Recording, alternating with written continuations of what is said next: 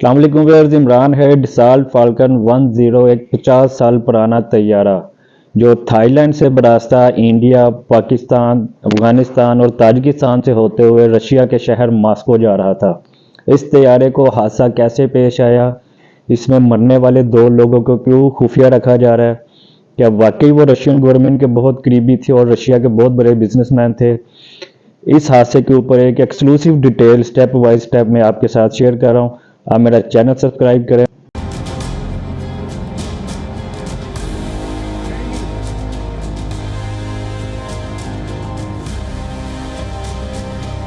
Video शुरू में news आती है जैसे ही ये तैयारा अफगानिस्तान के शुमाल मशरकी सूबे बदख्शां में तबाह होता है तो सबसे पहली न्यूज़ आती है कि इंडिया का तैयारा रशिया जाते हुए अफगानिस्तान के सूबे में तबाह हो गया।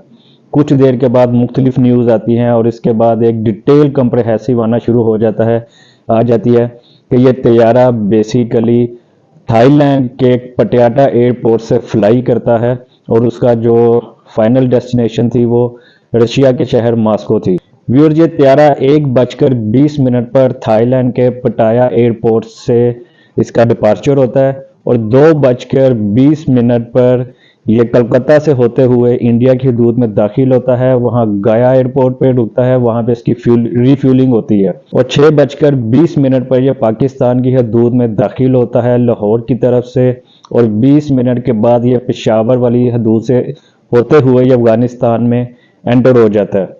और कहा जाता है कि अफगानिस्तान की हदूद में इसने तकरीबन 20 से 25 मिनट का इसने सफ़र किया और 20 से 25 मिनट सफ़र करने के बाद इस तैयारे के जो कनेक्शंस हैं वो सिस्टम से रडार से आउट हो जाते हैं, बिल्कुल आउट हो जाते हैं और ये तैयारा अफगानिस्तान के शुमाल मशरकी सूबे बदख्शां में गिरकर तबाह हो जाता है।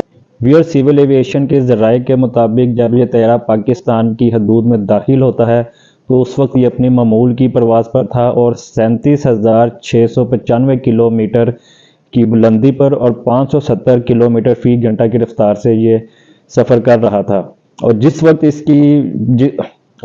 ये पाकिस्तान की हदूद से बाहर निकल रहा था तो इसकी बुलंदी 36,350 किलोमीटर और रफ्तार इसकी वही थी 570 किलोमीटर फी घंटा की रफ्तार से। और सिविल एविएशन की रिपोर्ट के मुताबिक जब ये पाकिस्तानी की हदूद में एंटर हुआ और जब ये पाकिस्तान की हदूद से एग्जिट हुआ तो इसने किसी किस्म की कोई एमरजेंसी लैंडिंग की या एमरजेंसी किसी किस्म की कंप्लेन नहीं की। और व्यूअर, जैसे ही अफगानिस्तान की हदूद में दाखिल होता है तो पायलट की नज़र फ्यूलिंग वाले पॉइंट पे पड़ती है, उसकी लाइट ब्लिंक होना शुरू होती है, मतलब कि जहाज़ को रीफ्यूल करना पड़ेगा। और पायलट डिसीजन लेता है कि इस रीफ्यूलिंग के लिए हमें ताजिकिस्तान के शहर दुशंबे में उतरना होगा।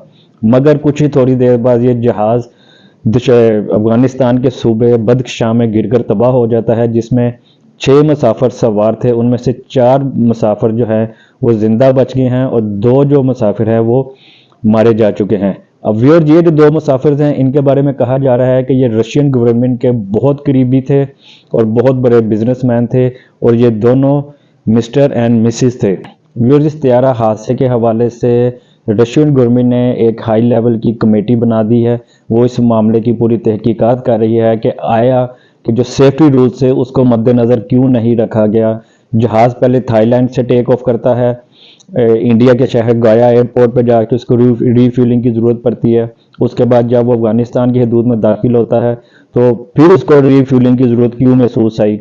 अगर उसके पास इतना फ्यूल नहीं था कि वो आगे इतना लंबा सफ़र कर सके तो उसको पहले पाकिस्तान के अंदर रीफ्यूल करवा लेना चाहिए था एमरजेंसी लैंडिंग करके।